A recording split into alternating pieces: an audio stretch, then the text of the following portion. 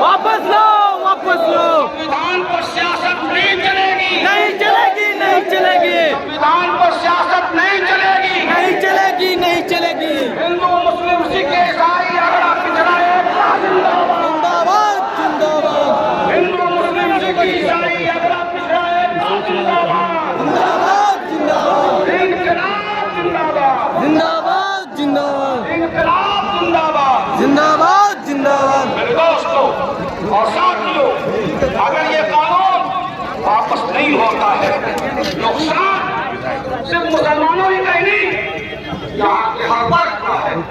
मैं आपको बताऊं कि बिहार में मजहरुल हक यूनिवर्सिटी है, आप जानते हैं, उसके अंदर में एक ही दर्जनों की एक कॉलेज कायम है। आप जाइए छात्रों के नामांकन और लिस्ट निकालिए, आपको पता चलेगा कि 75% बच्चे मुसलमान नहीं है, वो हिंदुस्तानी है, चाहे वो कोई भी मजहब से ताल्लुक रखते हो, वो पढ़ रहे हैं।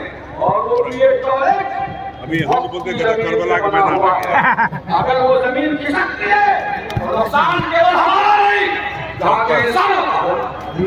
आपको पता है एक और वो भी आया है कि जहाँ एक दूसरे के हिंदुआए थे और घर से पानी पीना मना था, उन्हें बुलवाए गए, उन्हें जो बुलवाए गए वो वक्त जमीन पे बुलवाया गया ताकि हर आदमी पानी पी सके। अगर वो जमीन खिसकती है तो पानी से भी मालूम होना पड़ेगा। और ये नुकसान सिर्फ हमारा नहीं है, हर आदमी का है, हिंदुओं का भी है, मुसलमानों का भी है, आम इंसानों का मैं बोलता हूँ तू बोलो अपने भाग ले, आज हम लोग से हीरा से हीरा के सामने भारत सरकार से ये मुतालबा करते हैं कि वक्त अमेंडमेंट है 2025, ये मौलिक अधिकार बढ़ाने और बुनियादी हकूक जो मजहबी आजादी के दिए गए हैं, ये उसपे शंख लगाता है, ये उसको महदूद करता है, ये उसको छीनने वाला है। इसलिए इसको वापस लिया जाए।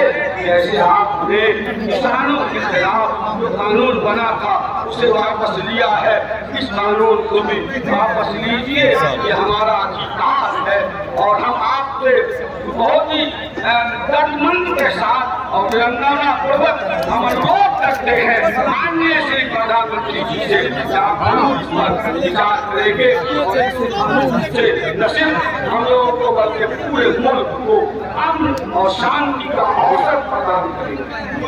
भारत का ये आगे बढ़ता हुआ समंदर ये कह रहा है कि इधर हुनरमंद जिगर आजमाए, इधर सिकंदर जिगर आजमाए, तीर आजमा हम जिगर आजमाए, ये कह रहा है।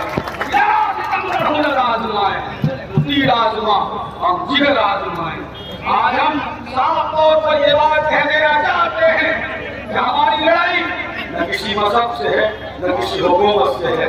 हुकूमत जिसकी भी आए, सरकार जिसकी भी आए, चाहे वो भारतीय जनता पार्टी की सरकार हो, चाहे एनडीए की सरकार हो, यूपीए की सरकार हो, सरकारें आती और जाती रहती हैं।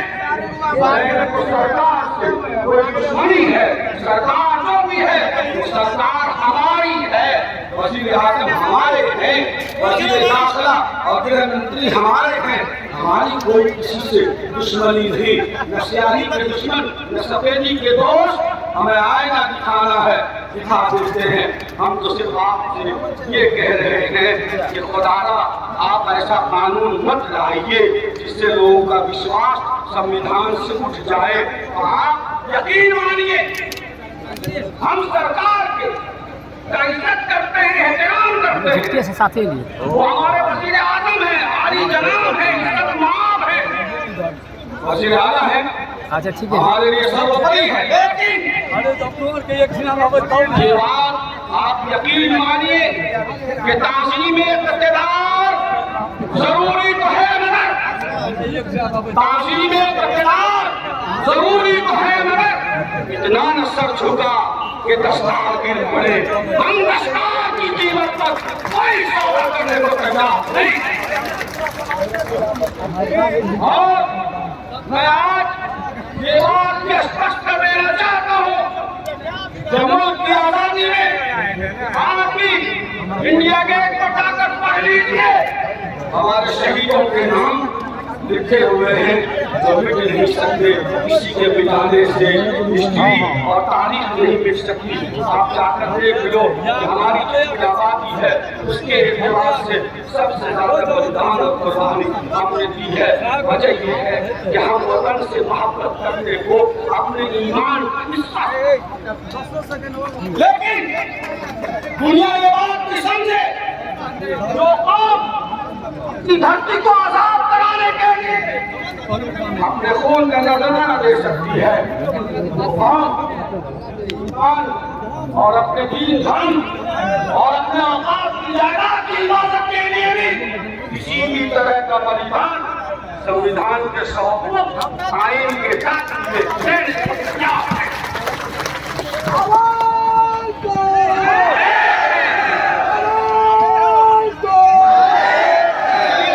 मेरे भाइयों, हमने जैसा कि कहा था, ये विशाल जुलूस जो झटिया से चला है और जहाँ तक पहुँचा है कोई माई का लाल उसको नहीं कह सकता। हमारे इंतजामिया और एडमिनिस्ट्रेशन के हवाब दोस्त भी ये बात कह सकते हैं कि हमारे नेताकारों ने आने जाने में किसी मुसाफिर को जरा बराबर तकलीफ। हम इस सभा के अध्यक्षता कर रहे हैं, हमारी गाड़ी रोक दी हमारे लोगों ने और जाने का रास्ता दिया है।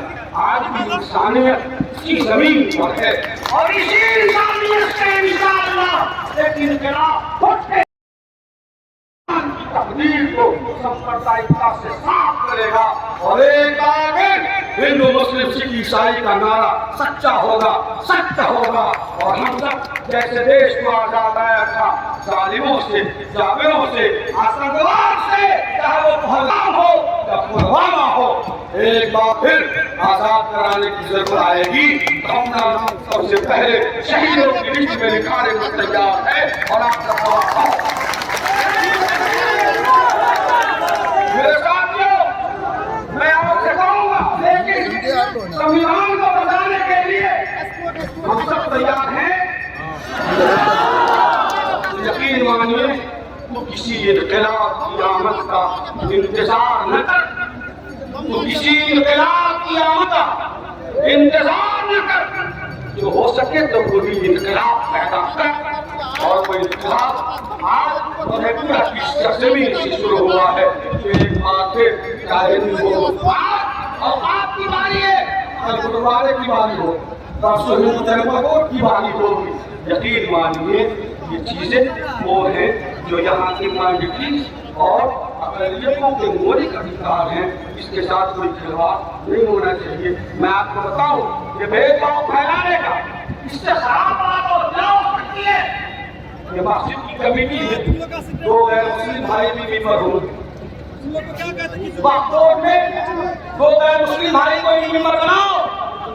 लाजिमी सवाल है कि ये मौलाना पंडित जी राम मंदिर के ट्रस्ट में हमें भी तो मेंबर बना लीजिए, सद्भावना बाकी रहे। ये क्या मतलब है कि हम उनको भाई समझे और वो चाहा हमें? ये भड़काने का जो कानून है यही है अमेंडमेंट एक्ट। सवाल ये पैदा होता है कि रजिस्ट्रेशन का रूल ज्यादा होने के बाद आया। मस्जिदें, कब्रिस्तान, मंदिरें, इबादत खाने, शिवालय अंग्रेजों से भी पहले से इस मुल्क में है। उस वक्त तो रजिस्ट्रेशन का कोई रूल नहीं, वो रजिस्ट्रेशन का कागज कहाँ पर जा सके। हमारे मोहल्ले की मस्जिदें या मंदिरें वो तो 500 साल से है, लोग नमाज पढ़ते आ रहे हैं। हम उसका कागज आपको नहीं दिखला सकते।